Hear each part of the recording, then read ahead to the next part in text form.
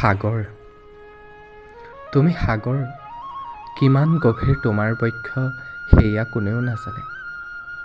অনন্তকাল ৰহস্যৰ আৱৰ্তত তোমাৰ অন্তৰ্প্ৰদেশ।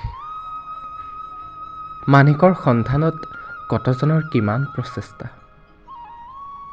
সীমাহীন উৰ্মিমালাৰে নীলিম তোমাৰ জলৰাশিত কল্পনাই মেলে অনুভৱী পাঞ্চৈ। পাৰৰ বালিত কতজনে আঁকে হেঁপাহৰ বালিঘৰ।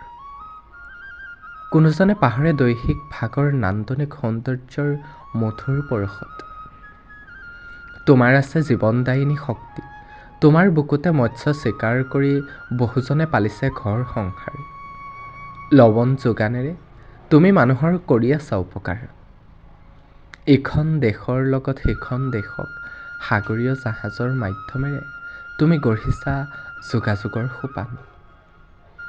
তোমাৰ বুকুৰ অমৃত সন্ধানত দৈত্য আৰু দেৱতাই তোমাক কৰিছিল মন্থন। সেই সাগৰ, তোমাৰ মহিমা অপাৰ। অনাদি অনন্তকাল নদীবোৰ বুকুত সামৰি তুমি তুলি থাকা অন্তহীন লহৰ। কবিৰ প্ৰাণত তোলা নীৰৱ শিহৰণ যুগ যুগান্তৰৰ।